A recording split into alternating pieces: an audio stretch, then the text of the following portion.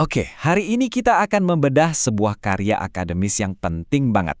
A Textbook of Hadith Studies. Buku ini pada dasarnya mencoba menjawab satu pertanyaan yang sangat mendasar. Gimana sih caranya kita tahu kalau sebuah tradisi atau laporan kuno itu benar-benar asli? Yuk kita mulai. Coba deh, bayangin sejenak. Anda pegang sebuah laporan, sebuah berita, yang usianya 1400 tahun. Gimana caranya Anda bisa 100% yakin kalau laporan itu asli, bukan hoax, bukan karangan?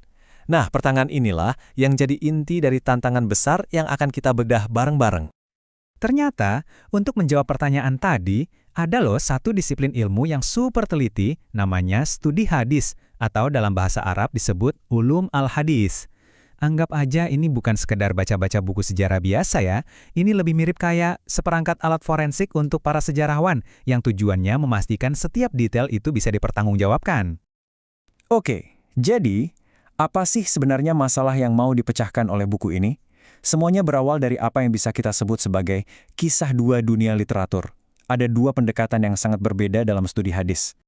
Nah, disinilah perbedaannya jadi kelihatan jelas banget. Di satu sisi, karya-karya dalam bahasa Inggris itu cenderung fokus ke sejarahnya, ke perkembangannya. Mereka bertanya mengapa dan kapan suatu hal terjadi. Tapi di sisi lain, karya-karya berbahasa Arab itu langsung to the point, langsung ke intinya, yaitu metodologi verifikasi. Mereka fokus pada pertanyaan bagaimana para ulama melakukan validasi. Artinya apa? Ya, akibatnya terbentuk sebuah kesenjangan yang besar. Mahasiswa di dunia yang berbahasa Inggris jadi tahu cerita atau sejarah tentang studi hadis, tapi mereka nggak punya kunci bengkel buat mempraktekannya langsung. Ibaratnya mereka punya peta harta karun, tapi nggak dikasih skop buat menggali. Dan untuk menjembatani jurang pemisah inilah buku teks yang kita bahas hari ini hadir. Dia datang sebagai sebuah solusi. Penulisnya, Profesor Muhammad Hashim Kamali, menjelaskan misinya dengan sangat jelas. Dia nggak mau lagi cuma muter-muter bahas sejarahnya aja. Justru, beliau ingin memberikan apa yang selama ini hilang, yaitu metodologi hadis tradisional yang selama ini akses mendalamnya lebih banyak tersedia dalam bahasa Arab. Targetnya pun spesifik banget dan sangat relevan dengan zaman kita sekarang.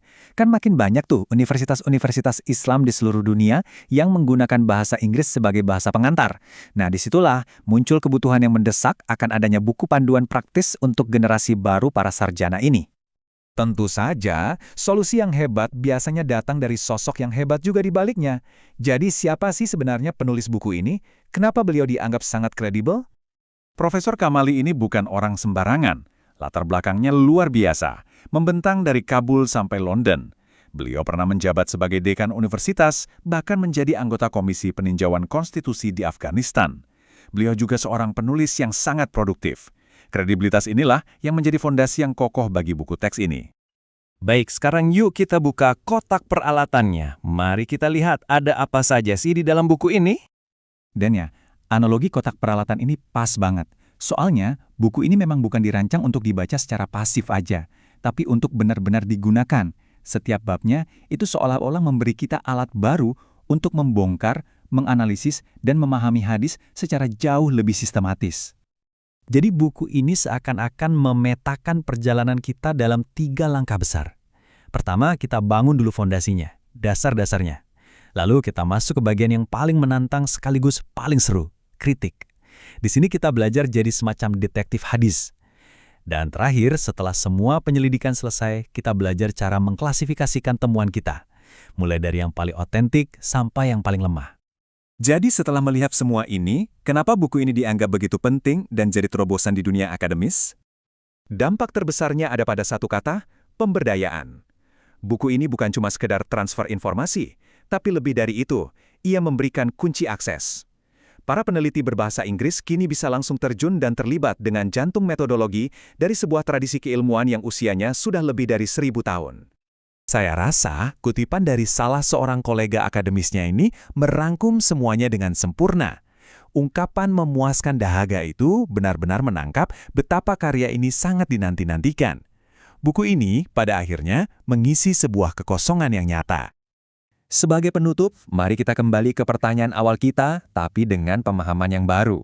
Dari pembahasan ini kita jadi belajar bahwa kepercayaan itu bukan sesuatu yang datang begitu saja. Kepercayaan adalah buah dari sebuah metodologi yang ketat dan kritik yang tajam. Nah, pertanyaan reflektif untuk kita semua, di zaman modern yang penuh informasi ini, seberapa sering kita menerapkan tingkat ketelitian yang sama pada sumber-sumber informasi yang kita konsumsi setiap hari?